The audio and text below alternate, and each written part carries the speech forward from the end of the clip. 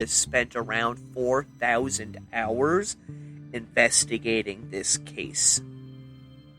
And the case had some pretty drastic effects on Keddie, which anyone who doesn't know Northern Californian towns, a lot of them are extremely small. I'm talking, from a few hundred people to a few thousand. Everyone knows everyone in town. Some people leave their doors unlocked. They're very rural, with a lot of forests and open fields, and there's just absolutely nothing. The place that my family and I lived in California was a small town called Flournoy. There were estimated 102 people in town, and in order to get to a grocery store, it was at least a 20-plus minute drive into the next town over, which was a town called Corning. The area that the Keddie murders took place in was very similar, was almost exactly across the state in the Sierra Nevadas. There was really nothing in Keddie, save for I believe there was a general store and a bar.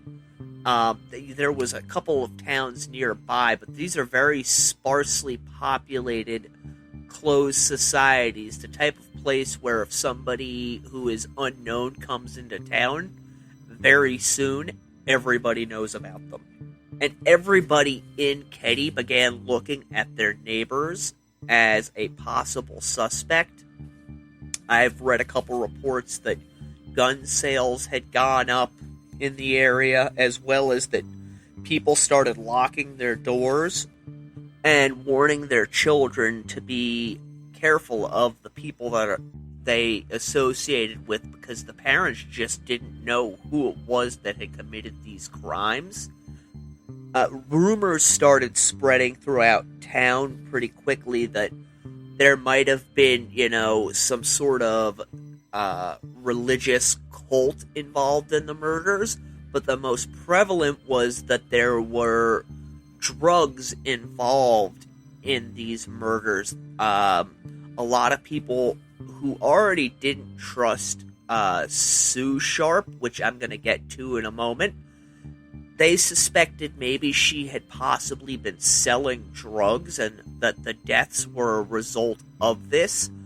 Others were of the belief that Dana Windgate had been the intended target, as there was a rumor going around town that he had stolen a large quantity of LSD from a local drug dealer, and as a result, this drug dealer had sought revenge against him and murdered this family as a result of it.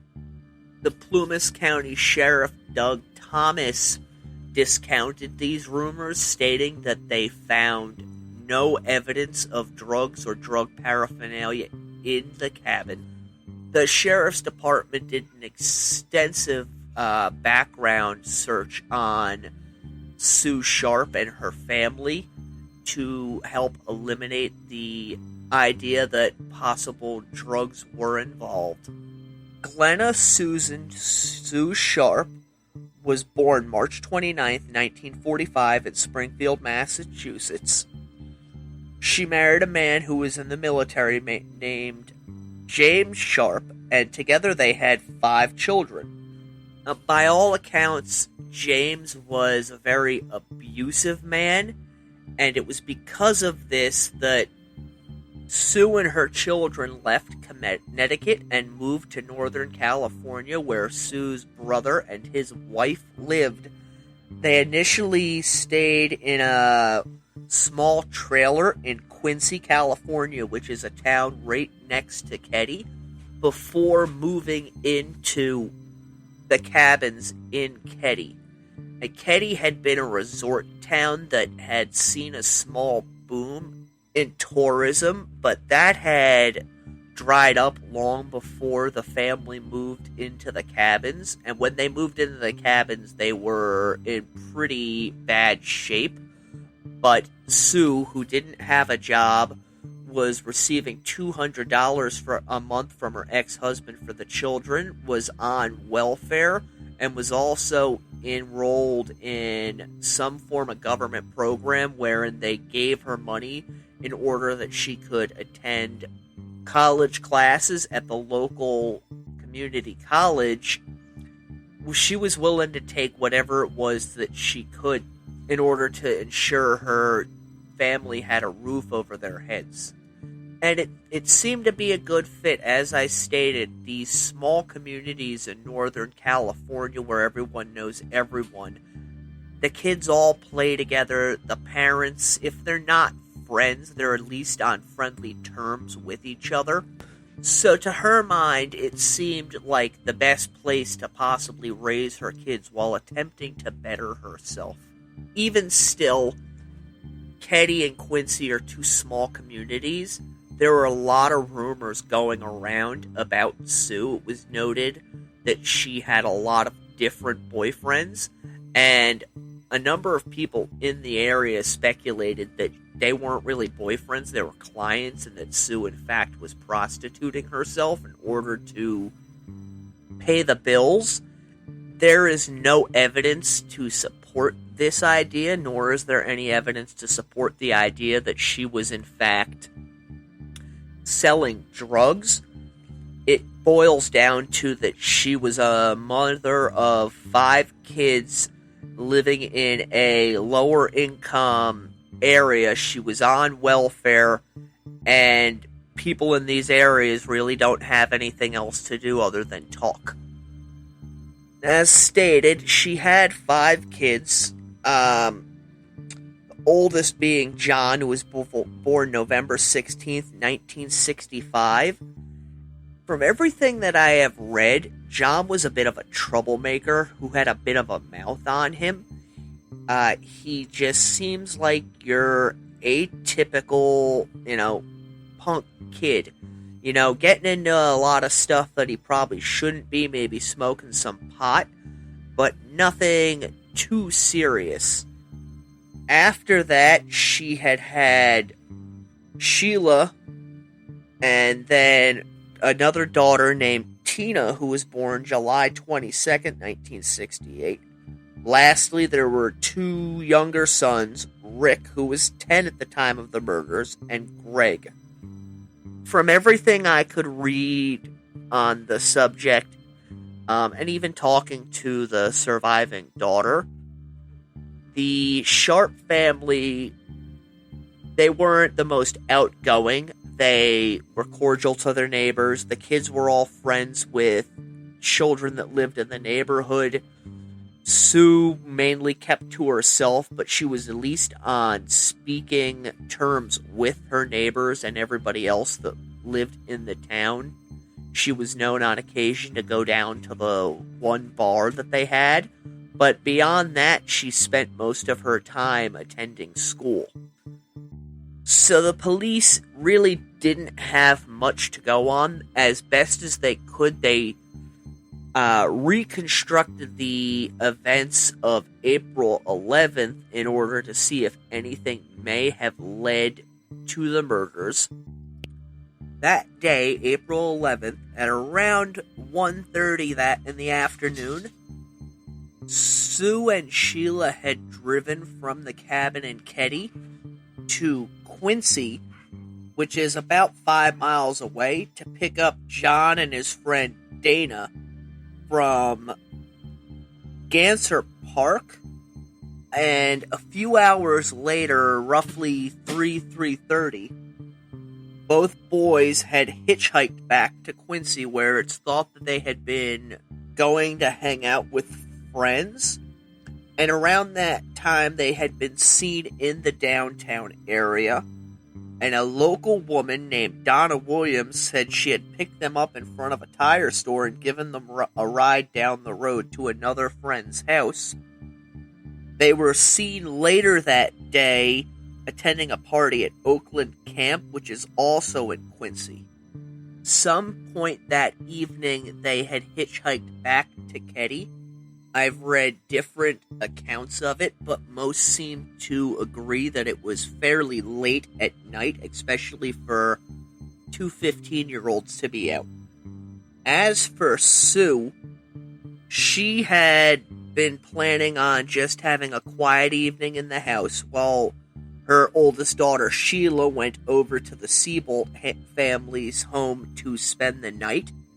And around 8 o'clock, Sheila had left cabin 28 and gone to the Seabolt's home, at which point her sister, who had been watching television with the Seabolt family, returned to the cabin. So that leaves the night in question. What exactly had happened?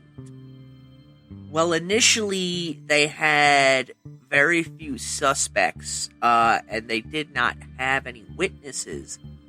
But this changed when Rick and Greg's friend, Justin Smart, who is also known as Justin Estes, was questioned by his mother and claimed to have possibly dreamed about seeing two men inside the living room arguing with Sue. She brought this to the attention of the sheriff's department, and what I'm telling you now is what Justin said through various statements as well as under hypnosis. His story has changed somewhat under the years, so I'm going to try and go right down the middle and get the most concise version of the story. As I stated, he initially said that he had had a dream about it. Later, this changed to that he had heard some noise from the living room while he was sitting in Greg and Rick's bedroom and gotten up to go investigate what was going on. He had seen two men in the living room, one of them with a mustache, the other with kind of long hair, both of them wearing glasses, and they were arguing with Sheila. Not long after this, John and his friend Dana arrived home, and the argument escalated. And eventually, Tina came into the house, and one of the men had picked her up and physically removed her from the scene. He has said in some places that he actually saw the murders taking place, in others that he went back to bed at this point. There's even a few conspiracy theorists out there that believe that Justin actually participated in the murders, which I believe his age was around 12 at the time. I find that highly unlikely. In any event, the sheriff's department were able to have a drawing done of the two suspects that they were looking for. And these, as well as crime scene photos and other things, I will be sharing on the Instagram account, which is, again, Author Totten. But around the time all of this was going on, the police did, in fact, come up with two suspects. And I will be getting to them in just one moment. But first, this message. Authors and small businesses, are you looking for an inexpensive, reliable way to promote your business? Advertising on a podcast such as this one can help to greatly expand your business, as I learned firsthand when I ran ads on Arcady and Vanguard Podcasting Network's show, Breaking Kayfabe with Bowdrin and Barry. I ran 3 or 4 different spots on the show over the course of about a year and saw immediate results with increased sales and readership. And I continue to see results from those ads to this day. It's just like running an ad on a radio program. And unlike an online ad that you would take out on Amazon or Twitter, your ad will stay up in perpetuality for the life of the podcast and can potentially reach hundreds, if not thousands, of listeners on a weekly basis on a wide range of platforms from Apple Podcasts, Stitcher, Podbeam, Spreaker, iHeartRadio,